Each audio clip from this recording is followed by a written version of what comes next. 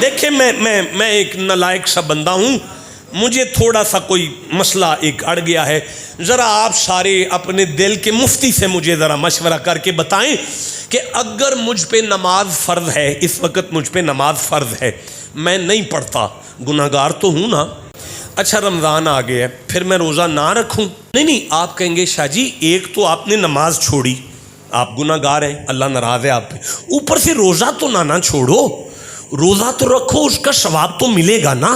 اگر میرے اوپر حج فرض ہے, میں جان بوجھ کے نہیں کر رہا, گناہگار ہوں نا, لیکن میں پھر زکوٰۃ نہ دوں؟ آپ کہیں گے شاہ جی زکوٰۃ تو دو, زکوٰۃ تو زکوٰۃ ہے, اس کا تو اجر ملے گا. اس کا مطلب ہے شریعت کا ایک فرض بندہ جان بوجھ کر چھوڑ دینا اس کا گناہ ہوتا ہے, لیکن دوسرا فرض پھر بھی فرض رہتا ہے اور اس پہ اجر بھی ملتا ہے. پتہ چلا سارے فرضوں میں ایسا ہی ہے, لیکن اس قرآن کی قسم اگر آل محمد کو چھوڑ دے, نماز, روزہ, حج, زکوٰۃ, میں 6 سال کا ہوں ابھی, مجھے تو چھٹی ہے نا, 6 سال تک نماز سے چھٹی ہے. ایام معدودات, یہ گنتی کے دن ہے رمضان کے, لیکن فمن کان منکم مریضا او علی سفر فعدۃ من ایام اخر, بیمار ہو جی, جب تک بیمار ہو چھٹی, سفر میں چلے گئے ہو جی, جب تک ٹیکس لے واپس نہ آؤ تب تک روزے سے چھٹی. فمن فرض فیہن الحج, حج فرض ہو گیا تم پہ, فلا رفث ولا فسوق ولا جدال فی الحج, تزودوا, کرایہ لاؤ, کرایہ, جب تک کرایہ ہے حج فرض ہے, اگر کرایہ نہیں ہے تو حج سے چھٹی. یار بولو نا, حج سے چھٹی. خذ من اموالہم صدقۃ, زکوٰۃ دو, زکوٰۃ تم پر فرض ہے, لیکن اگر غریب ہو تو زکوٰۃ سے چھٹی ہے. وَلِكُلِّ أُمَّةٍ جَعَلْنَا مَنسَكًا, ہم نے ہر ایک پر قربانی مقرر فرمائی, لیکن اگر مقروض ہو تو قربانی سے چھٹی, اگر مقروض ہو قربانی سے چھٹی, اگر کرایہ نہیں تو حج سے چھٹی, اگر غریب ہو تو زکوٰۃ سے چھٹی, اگر 6 سال کے ہو تو نماز سے چھٹی. اور یار سارے فرضوں میں چھٹی دینے والا اللہ کہہ رہا ہے قُل لَا أَسْأَلُكُمْ عَلَيْهِ أَجْرًا, آل محمد کی محبت, نہ چھلے والے کو چھٹی, نہ بزرگ کو چھٹی, نہ سفر والے کو چھٹی, نہ گھر والے کو چھٹی, نہ بیمار کو چھٹی, نہ صحت مند. مرنے لگے ہو تو علی علی کر کے مرو.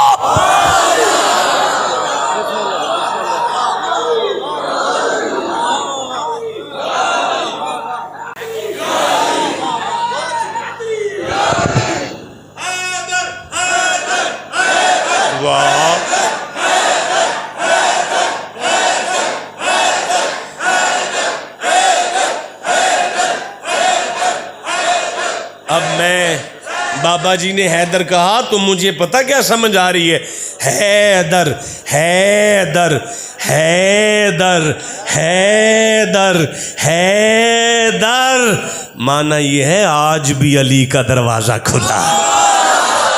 بھائی بولو جسے سمجھ آ رہی ہے. اب بابا جی نے حیدر کہا تو مجھے پتا کیا سمجھ آئی ہے, میں بتاؤں مجھے کیا سمجھ آئی ہے. مجھے سمجھ آئی ہے مرحب کے سامنے علی نے سینے پہ ہاتھ رکھ کے کہا تھا میری ماں نے میرا نام. اچھا مجھے پتا کیا سمجھ آئی ہے, حیدر حیدر حیدر حیدر. اوے کوئی علی کے علاوہ در ہے تو دکھاؤ تو صحیح.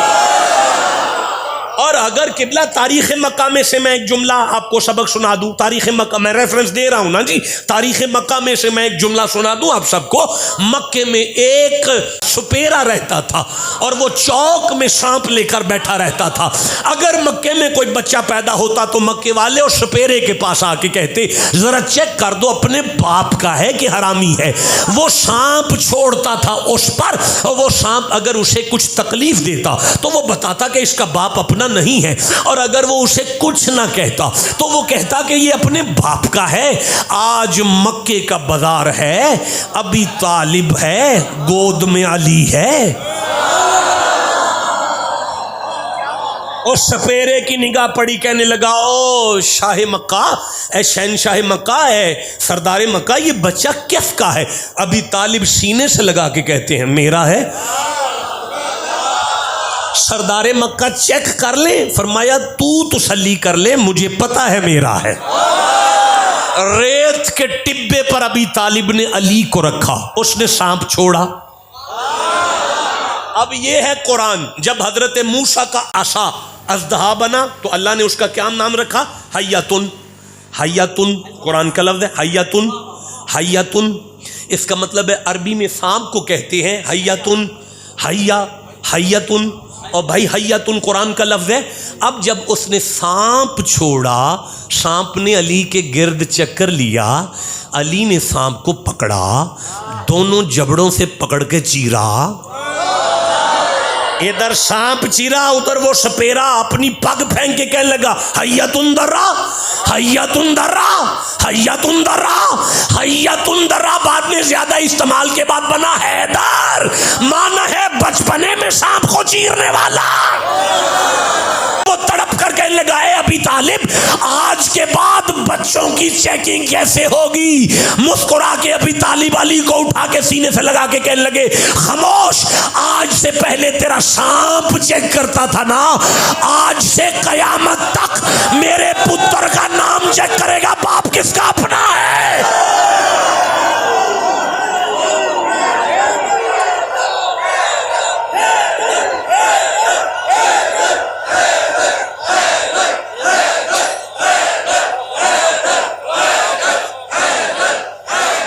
میں نے ابھی حضرت کے حجرے میں بیٹھ کے کھانا کھایا تو نظر پڑ گئی یہاں پہ، میں نے کہا حضرت یہ قرآن حکیم ذرا نکال دیں، اوپر سے ابھی میں نے لیا، یہ قرآن حکیم ذرا نکال دیں، اسے دیکھ کر میں خطاب کروں گا۔ اور جب میں نے اس میں سے یہ آیت نکالی نا جی، سورہ شورا میں سے 42واں سورہ ہے، اور یہ 23 نمبر آیت جب میں نے اس میں سے نکالی نا جی، میں ویسے ہی حیران ہو گئی۔ انہوں نے کہا دی دیکھیں اس آیت کا آل رسول سے کوئی تعلق نہیں ہے۔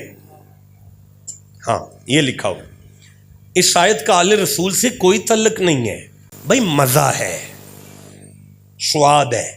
ہاں لکھ رہے ہیں کہ زہرا پاک کا نکاح علی پاک سے مدینے میں ہوا ہے، حسنین تو پیدا ہی نہیں ہوئے، تو یہ مکی صورت ہے۔ اس کا تو اوپر لکھا ہوا ہے کھینچا تانی کر کے، اوپر لکھا ہوا ہے کھینچا تانی کر کے اسے فاطمہ، حسنین اور علی پہ لگاتے ہو۔ دیکھو اس آیت میں کوئی بندہ ہر چیز کا انکار کر دے، لیکن یہ انکار نہیں کر سکتا کہ اجر رسالت کا تقاضا ہے۔ جو محنت آپ نے ساری عمر دین پر کی ہے، اس دین کی محنت کا تقاضا سب مانتے، اور لفظوں میں نص میں ہے نا، آیت میں ہے نا۔ مجھے بتائیں کہ آج پہلے دن آپ نے مزدور بلایا ہے، ابھی اسی وقت ابھی مزدور ابھی آیا ہے، پہلا ہی دن ہے اس کا، مزدوری کا کام ابھی آپ نے اس کو بتایا ہے کہ یہ کام ہے، اتنا سا کام کرنا ہے، وہ پہلے دن ہی کہہ دے کہ 2 سال کا اجر ابھی دے دو، تو ایسے مزدور کو رکھ لو گے؟ آپ کہیں گے تو پاگل ہو گئے ہیں، تو منوں کچھ کر کے تے بخایا نہیں تے اجر پہلے مانگنا ہے پیا۔ یہ محمد مکے میں اجر مانگ کیسے سکتے ہیں؟ مکے میں مصطفیٰ اجر مانگ کیسے سکتے ہیں؟ ابھی تو اعلان کیا ہے،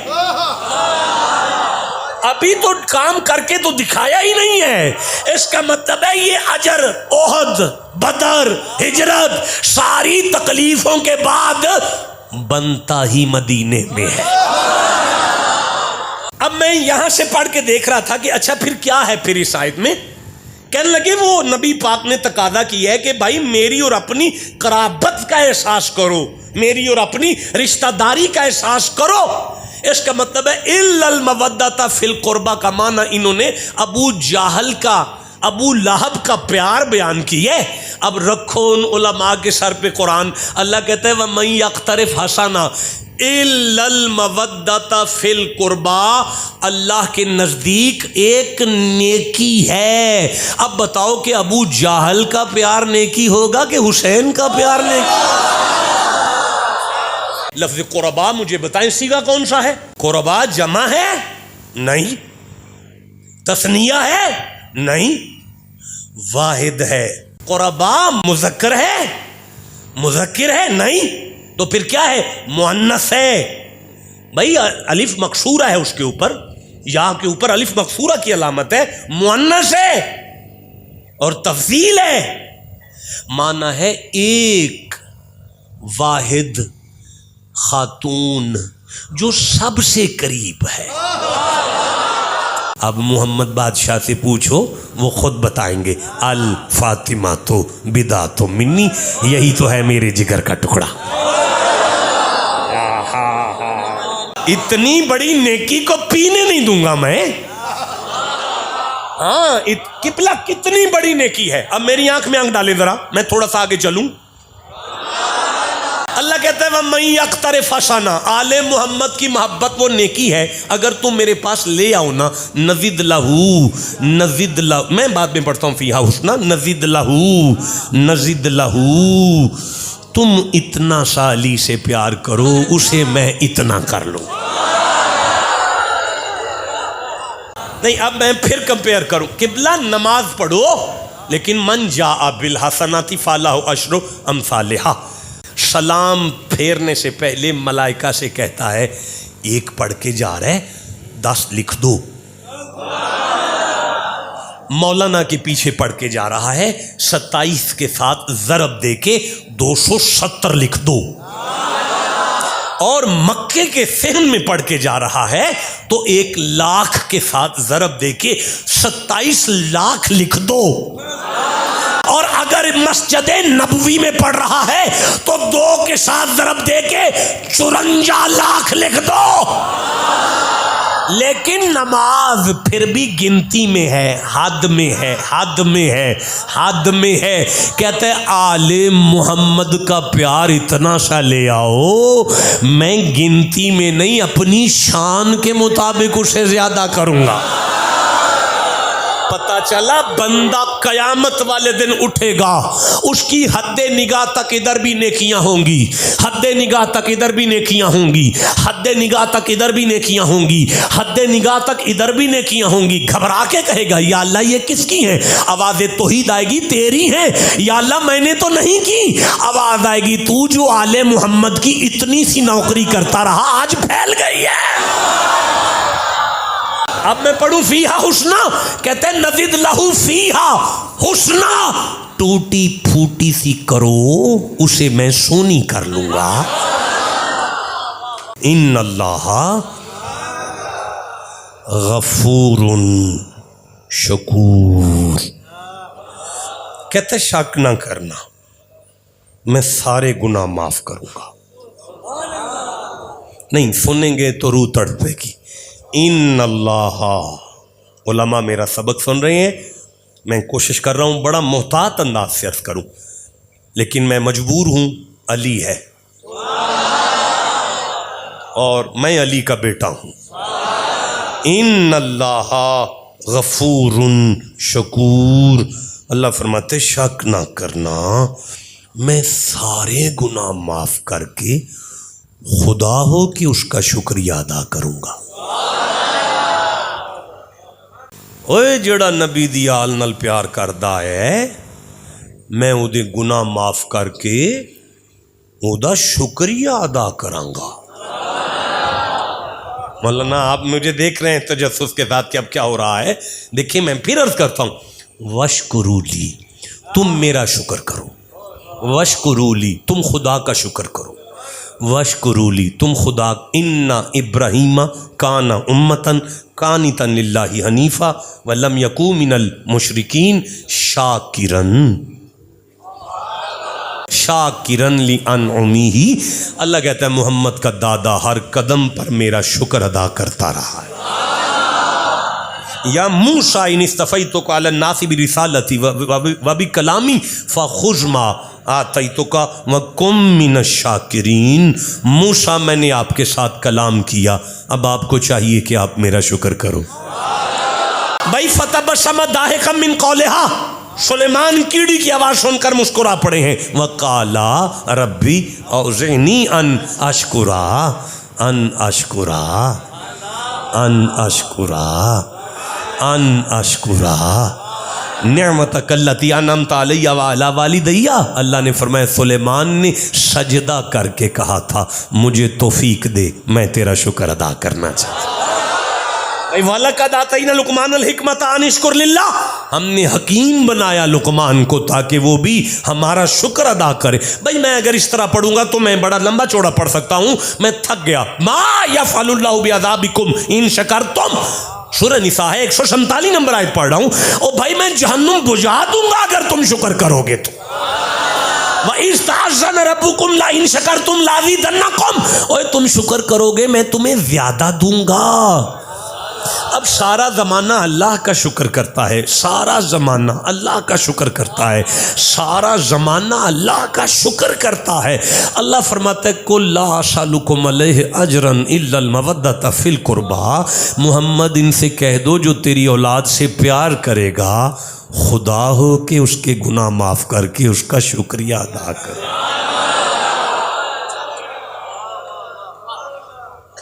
پہلا سوال کہ ہم شکر کیسے ادا کریں. سورہ الزمر میں ارشاد ہوا, تھک تو نہیں گئے, 39 سورہ 66 نمبر آیت, فَعْبُدْ وَكُن مِّنَ الشَّاكِرِينَ.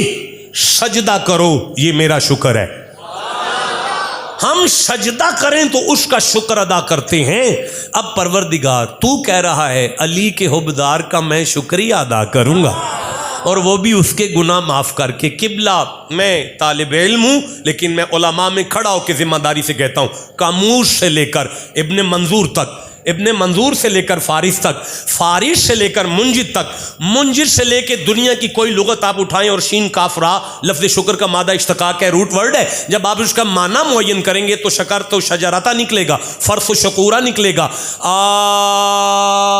فرس و شکورا شکر تو شجرتا المشکار. المشکار یعنی بھائی سنو, لفظ شکر کا لغت میں معنی ہوتا ہے اللہ کی نعمتوں کو ولیٹنا شکر نہیں ہوتا بلکہ بانٹنا شکر ہوتا ہے. بانٹنا شکر ہوتا ہے, بانٹنا شکر ہوتا ہے. اب کروں آیت کا ترجمہ. اللہ فرماتا ہے شک نہ کرنا آل محمد کی محبت والا جب میرے کچہری میں آئے گا سب سے پہلے اس کے سارے گناہ معاف کروں گا, پھر خدا ہو کہ اس کا شکریہ ادا کروں گا.